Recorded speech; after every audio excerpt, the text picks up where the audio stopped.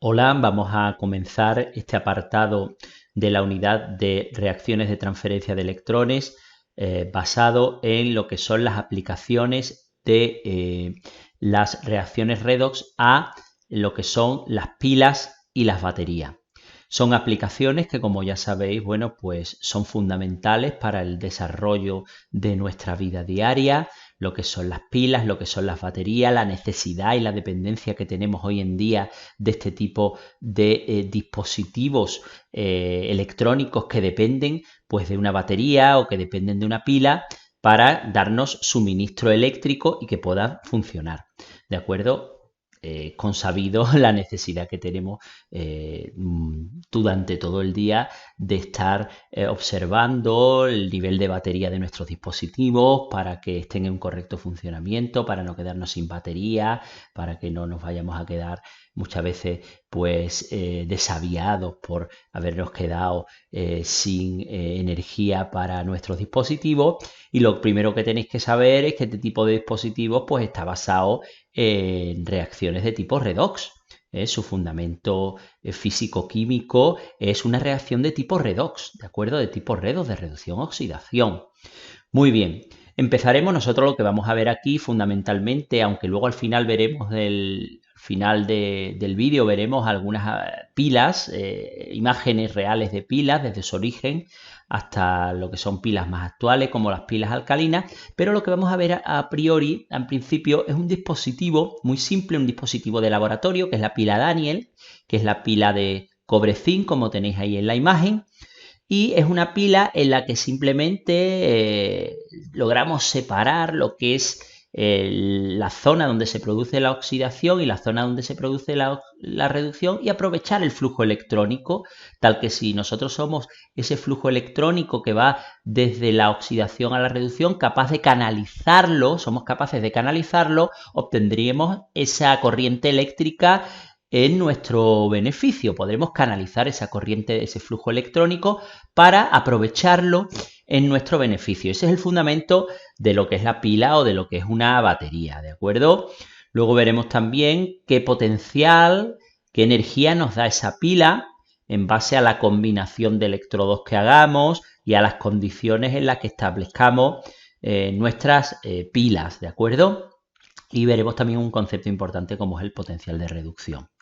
Pues entonces vamos allá. Bueno, vamos a entonces a empezar con un simple ejemplo de lo que ocurre para que veáis cuando, por ejemplo, en una disolución de sulfato de cobre introducimos una lámina de zinc, una probeta de zinc, que es una lámina, ¿de acuerdo? Una lámina con unas medidas específicas para comprobar lo que ocurre, medir su masa, la pérdida de masa, fundamentalmente por el proceso redox, y también lo que ocurre en el seno de la disolución de sulfato de cobre. Al introducir la barra, al poco tiempo lo que ocurre es que la barra de zinc se oscurece y además lo que es la disolución de sulfato de cobre se aclara, ¿de acuerdo? Es decir, pierde ese azul característico que veis aquí, lo pierde, y esto vamos a explicar a qué es debido.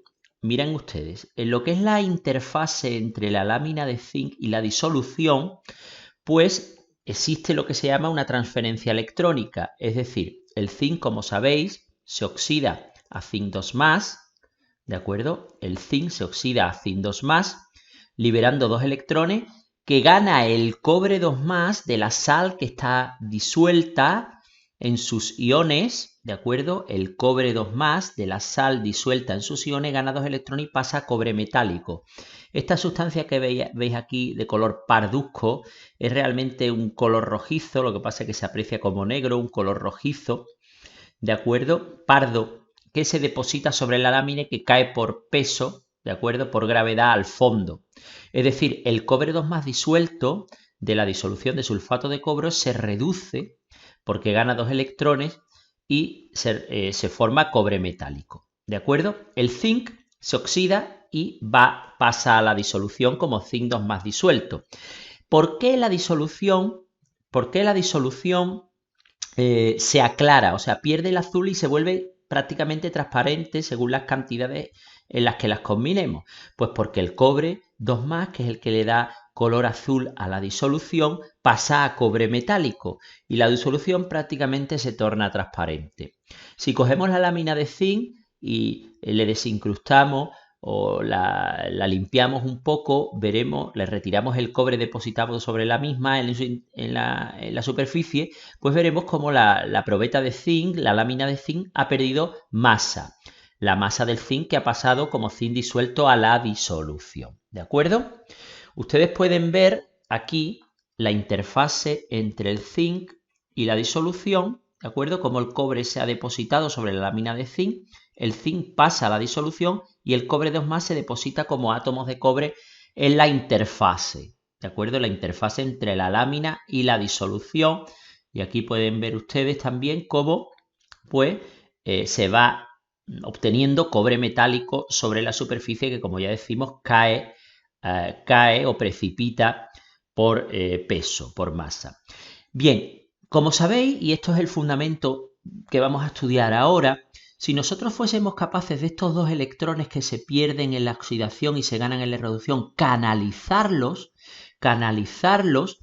para utilizar esa corriente eléctrica que se produce, puesto que además se oxida no solo un átomo, sino bastantes cientos, miles de moles de átomos, luego serán cientos de miles de moles de electrones, los que se transfieran. Si nosotros somos capaces de canalizar estos electrones y utilizarlo como corriente eléctrica útil, estaríamos hablando de generadores, de pilas, de baterías, ¿de acuerdo? Y ese es el fundamento básico de una pila o de una batería, el aprovechamiento del flujo electrónico que tiene lugar entre la reacción de oxidación y la reacción de reducción. Si somos capaces de canalizarlo e interponer pues un dispositivo que utilice la corriente eléctrica, ya sea para iluminar, para calentar, un mismo voltímetro que nos indique el paso de corriente, pues podremos utilizar esa corriente eléctrica en nuestro beneficio, ¿de acuerdo? Y obtener lo que se llama un generador, una pila o una batería. Bien, vamos a ver el esquema de una batería muy simple, que es lo que hacemos habitualmente en el laboratorio, que es de alguna manera canalizar lo que habéis visto antes, separarlo en dos cubas electrolíticas que se llama, para canalizar ese flujo de electrones de alguna manera. Para ello el dispositivo a nivel de laboratorio que vamos a hacer es muy simple y es la base de la pila Daniell, la pila conocida como pila Daniell, que es la pila de zinc-cobre, ¿de acuerdo? Y que vamos a ver su funcionamiento básico mediante este esquema. Este esquema es importante puesto que vosotros lo tendréis que representar también cuando se os pida. Vamos a ver, entonces tenemos por un lado una cuba que contiene una disolución de sulfato de zinc, ¿de acuerdo? Y otra cuba que contiene una disolución azulada, ya hemos visto que es azulada, de sulfato de cobre, ¿de acuerdo? De sulfato de cobre 2+. Bien, faltaría aquí el 2+, ¿vale? ¿De acuerdo? De sulfato de cobre 2+. Vamos a arreglarlo. Bien. Entonces, tenemos las dos cubas, ¿de acuerdo? Tenemos las dos cubas y tenemos dos cubas electrolíticas, ¿de acuerdo? Que lo que vamos a intentar que veáis es cómo vamos a separar ambos procesos, por un lado la oxidación y por otro lado la reducción, e intentar conectarlas para aprovechar el flujo electrónico, ¿de acuerdo? Básicamente, en esta cuba tenemos una disolución de sulfato de zinc, que es una disolución transparente, y en esta tenemos una disolución de sulfato de cobre, que como habéis visto anteriormente es una disolución azulada debido a la presencia de cobre 2+. Entonces introducimos en la cuba electrolítica de sulfato de zinc una barra de zinc, una lámina de zinc, y en la otra cuba una lámina de cobre, que sabéis que el cobre tiene color rojizo, ¿de acuerdo? Marrón rojizo. Y las conectamos mediante un cable conductor, mediante un conductor. ¿Para qué? Para aprovechar el paso de corriente. Los electrones verán ahora que van a circular por este conductor. A medida que el zinc se va oxidando, en el electrodo que sufre la oxidación, por tanto pasa a zinc 2+, ¿de acuerdo? Se llama ánodo. Y luego veremos por qué se llama ánodo. Y tiene signo negativo. El electrodo donde tiene lugar la reducción de cobre 2+ a cobre, se denomina cátodo. Tiene signo positivo y en el mismo se produce la reducción. ¿Vale? Lo que va a ocurrir básicamente es que el zinc se va a adelgazar, va a perder masa el electrodo de zinc porque pasa disuelto como zinc 2+ a la disolución, como vimos antes, y el cobre 2+ de la disolución se va a reducir a cobre, se va a depositar, va a engrosar, va a engordar la placa, ¿de acuerdo? Bien, entonces básicamente se va a producir un flujo electrónico, como pueden ver aquí, porque a medida que el zinc se oxida a zinc 2+, libera 2 electrones que es captado por el cobre, que gana el cobre y hace que el cobre 2+ se reduzca a cobre metálico y se deposita sobre la placa, incluso cae al fondo como hemos visto. Bien, si os fijáis, aquí se irían acumulando cargas positivas y aquí se irían perdiendo cargas positivas, con lo cual se produciría un desequilibrio y un gradiente de carga que paralizaría nuestra reacción.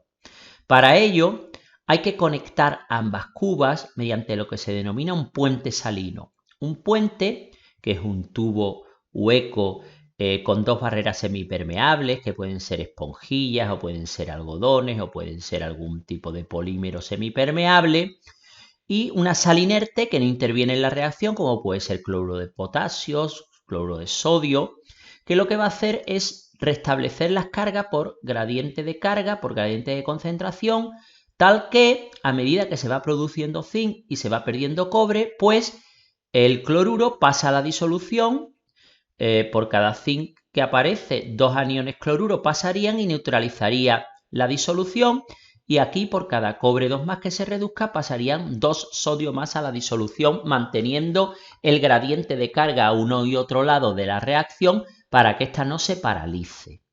¿De acuerdo? Esto, ya como digo, es una sal inerte, y se dice sal inerte porque no interviene en el proceso redox. Este sería el esquema simple de lo que es la pila Daniell, que ahora veremos en fotografía y algún vídeo. Entonces, los electrones circulan del ánodo al cátodo. Los electrones circulan del ánodo al cátodo. Muy bien, el zinc pasa a zinc 2+ y libera los 2 electrones por átomo de zinc oxidado, que recoge el cobre 2+ para reducirse a cobre. ¿De acuerdo? Bien, es verdad que aquí podríamos interponer perfectamente, pues, como hemos visto, podríamos interponer aquí una bombilla, un voltímetro, ¿de acuerdo?, que me indicara el paso de corriente. Si estas 2 disoluciones tienen concentración 1 molar, hablaremos de condiciones estándar, y el potencial que me daría el voltímetro sería de 1,1 voltio, como vamos a ver a continuación. Fijaros, este sería un montaje real, el electrodo de zinc, el electrodo de cobre en su disolución de sulfato de cobre, el puente salino, como acabamos de explicar, y interponemos entre los 2 electrodos un voltímetro que me daría un voltaje de 1,1 voltios, con cuando las concentraciones de ambas disoluciones sean 1 molar, y hablemos de condiciones estándar. Muy bien, pues este sería el montaje y el esquema, el montaje de la pila Daniell, ¿vale? La pila básica basada en una reacción de tipo redox. Vamos a ver ahora de nuevo el esquema y vamos a ver lo que denominamos notación química de la pila o nomenclatura química de la pila en química. La nomenclatura de química de la pila es esta que ven aquí abajo, en la que se representa a la izquierda el ánodo y a la derecha el cátodo. ¿De acuerdo? Establecemos el ánodo de zinc, ¿de acuerdo?, en su interfase con la disolución de zinc 2+.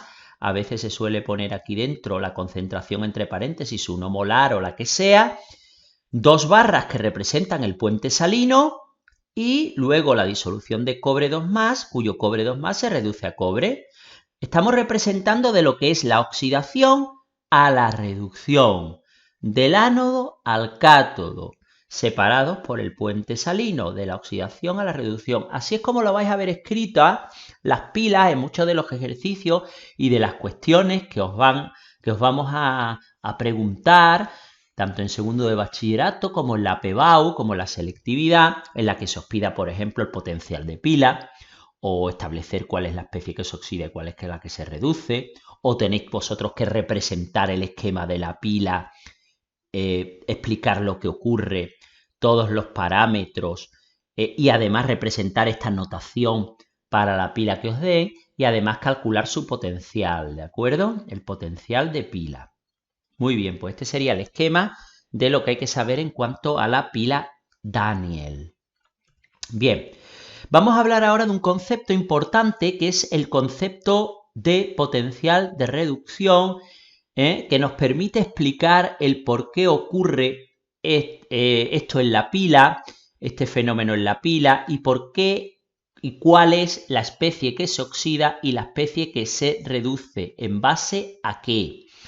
Pues mirad, las pilas producen una diferencia de potencial, como ya sabéis, que generan un trabajo eléctrico. El producto de la carga por el potencial nos da el trabajo eléctrico efectuado por la pila, ¿de acuerdo? Y la diferencia de potencial es la diferencia que hay de potencial entre lo que es el cátodo y el ánodo. Es lo que conocemos como potencial de pila. Cuando se indica aquí un supercero, no es el caso, pero cuando se indica aquí un supercero es que estamos hablando de condiciones estándar. Es decir, condiciones estándar son concentraciones de los electrolitos 1 molar y presión 1 atmósfera, ¿de acuerdo? Bien, consideramos entonces cada semirreacción en la celda viene dada por su potencial de reducción. Cada semirreacción tiene un potencial de reducción. Como en el cátodo se produce la reducción, en todas las pilas el potencial del cátodo es mayor que el potencial del ánodo para obtener un potencial de pila positivo. Eso lo vamos a ver después cuando estudiemos la espontaneidad de las pilas. Los potenciales de pila son todos positivos porque son reacciones siempre de tipo espontánea. Ya veremos la relación en la cuestión siguiente que hay entre el potencial de pila y la energía libre de Gibbs que nos da la espontaneidad del proceso. Entonces, el potencial de pila se define como el potencial del cátodo menos el potencial del ánodo.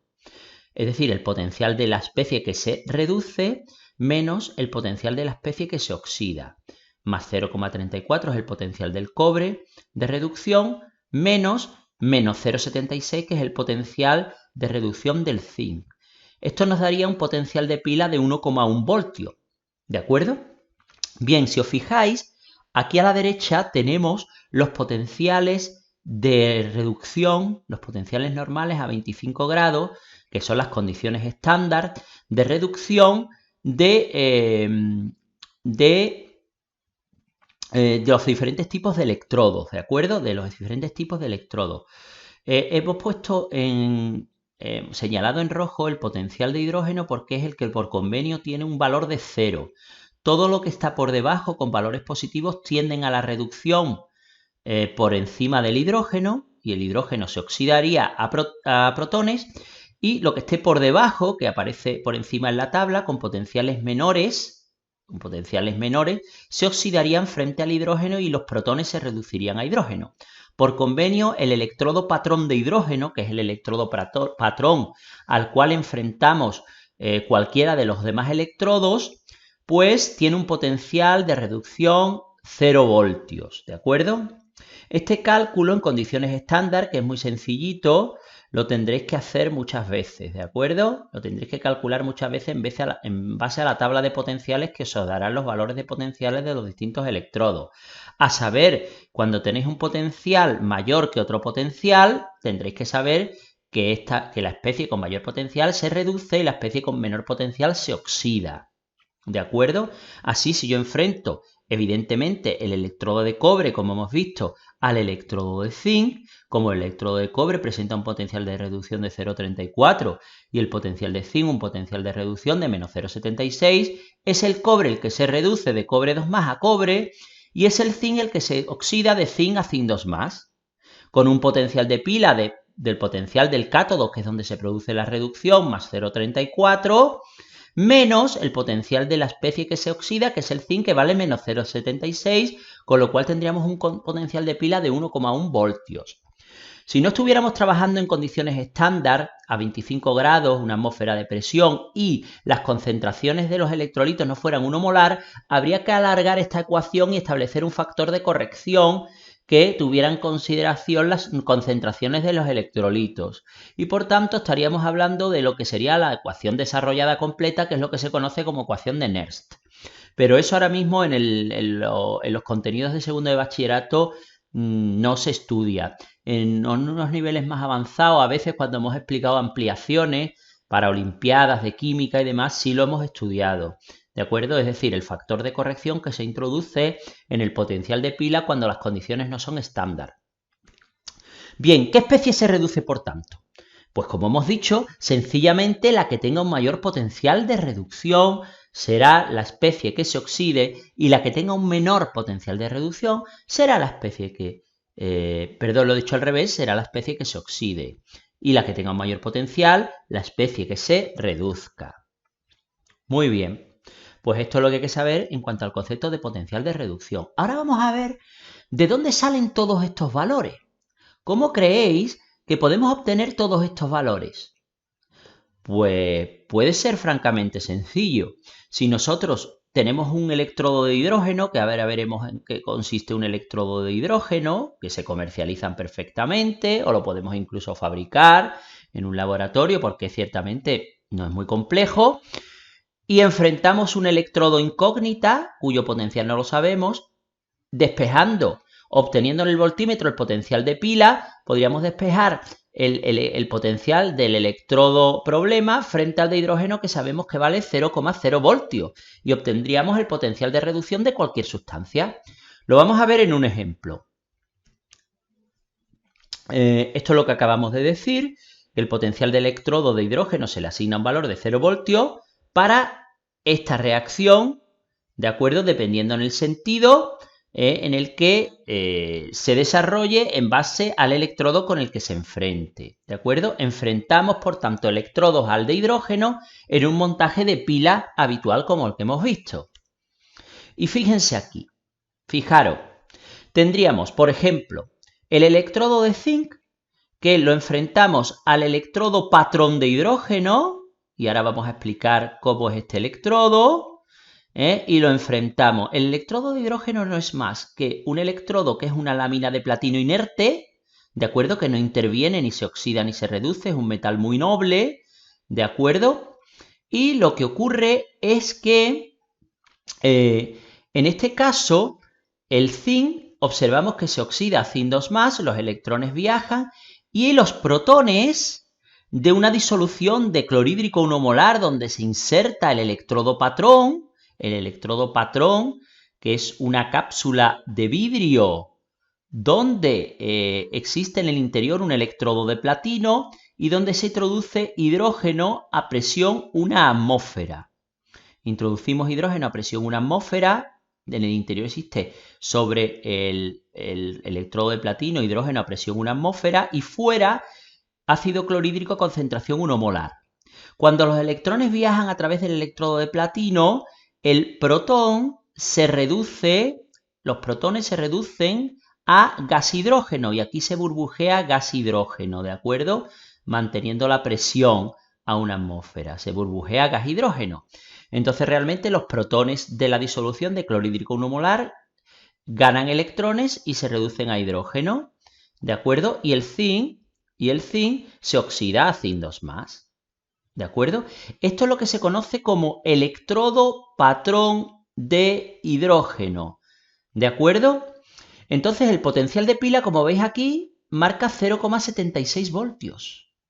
Luego, si el ánodo donde se produce la oxidación es el zinc, es la incógnita, y el cátodo, que es el que se reduce, es el hidrógeno, 0,76, que lo obtengo en el voltímetro, es igual al potencial del cátodo, 0,0 voltios, el de hidrógeno, menos el potencial del ánodo, que en este caso sería el zinc, un potencial problema, y obtendríamos despejando menos 0,76 voltios. Este menos 0,76 voltios lo llevaríamos a nuestra tabla y lo colocaríamos aquí. En la tabla, como podéis observar, los valores más altos corresponden a metales que tienen poca tendencia a la oxidación. Son metales muy nobles, como el oro, la plata, cuyos valores están por encima del cero, son valores altos, el platino, más aún, aunque no lo veáis en la tabla, pues tienen unos potenciales de reducción muy altos, es decir, se mantienen reducidos. Y los potenciales tan bajos, ¿de acuerdo? Pues tienden a la reducción. Estos metales, a la oxidación, perdón, luego estos metales son mucho menos nobles y se oxidan, y estos de aquí son mucho más nobles y se reducen. Vamos a ver ahora un ejemplo de el caso del patrón de hidrógeno, pero que en este caso el hidrógeno gas se oxida a hidrógeno cuando lo enfrentamos al electrodo de cobre. El electrodo de cobre en este caso tiene un valor mayor que el electrodo de hidrógeno. Por tanto, el cobre se va a reducir y el hidrógeno del interior del lóbulo de vidrio en el electrodo de hidrógeno se va a oxidar y va a pasar a la disolución como hidrógeno más, como protones, ¿de acuerdo? Es decir, en este caso, el patrón, el electrodo de hidrógeno patrón, hace de ánodo y el de cobre hace de cátodo, ¿de acuerdo? Por tanto, el potencial de electrodo, el potencial de pila, me da más 0,34.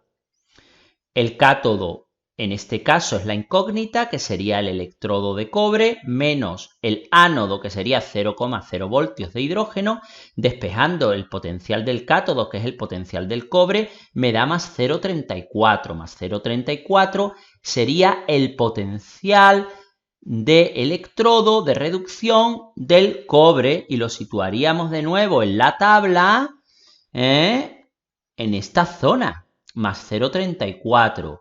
Claro, al ser un valor mayor que 0, el cobre se reduce frente al hidrógeno. Sin embargo, el zinc, como tiene un potencial de menos 0,76, se oxida frente al hidrógeno.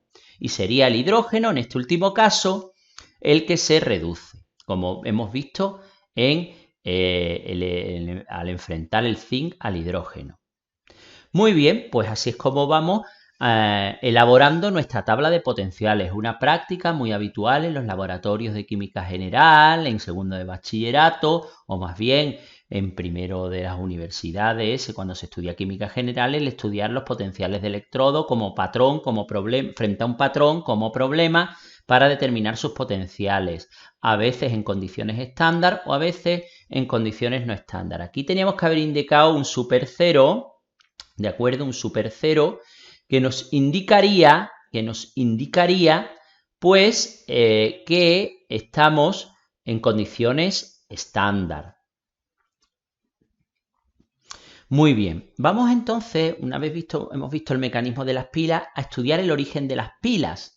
¿Por qué el término pila? Pues fijaros, el término pila viene de la pila de 1800, que es la pila de Volta, que como veis aquí el dispositivo no era más que unos apilamientos, de ahí el nombre de pila, unos apilamientos de láminas, de especie de botones o de láminas, ¿de acuerdo?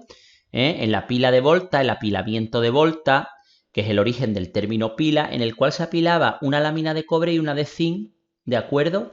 De forma alterna, separados con un pequeño paño salino, que hacía de puente salino, ¿de acuerdo? Para equilibrar las cargas, y los electrones fluían de los ánodos a los cátodos de forma continua, estableciendo una corriente continua entre los dos polos, ¿de acuerdo? Una corriente electrónica continua.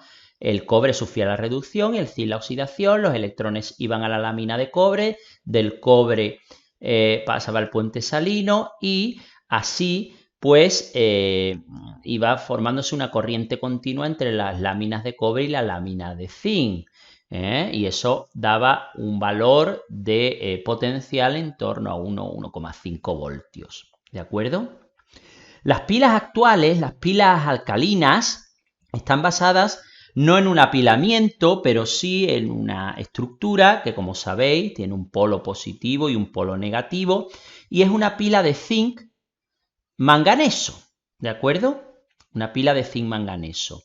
El zinc se oxida a zinc 2+, y el manganeso, el óxido de manganeso 4, el manganeso 4 se reduce a manganeso 3, ¿de acuerdo? Fijaros que el zinc en medio básico, el zinc se oxida a zinc 2+, y el manganeso 4 se reduce a manganeso 3. La reducción en el cátodo y la oxidación en el ánodo. En medio básico. ¿Por qué se llaman pilas alcalinas? Pues se llaman pilas alcalinas porque se produce en medio básico alcalino, ¿de acuerdo? En hidróxido de potasio, que cataliza la reacción, ¿de acuerdo? El electrodo, realmente, el electrodo donde se produce la reducción es un electrodo de carbono, ¿de acuerdo? Es un electrodo de carbono en el que el manganeso se reduce a manganeso 3, ¿de acuerdo? Y el zinc se oxida a zinc 2+.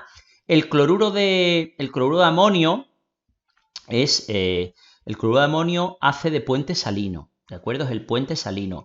Realmente en las pilas alcalinas no se utiliza cloruro de amonio, se utiliza hidróxido de potasio. Esta es la estructura de la pila, como veis aquí, esto es una pila habitual, esta es una pila, una foto real de la pila, con un corte transversal. Y esto es lo que hay que saber más o menos de las pilas, de sus aplicaciones. Ya veremos también algún ejemplo de baterías, ¿de acuerdo?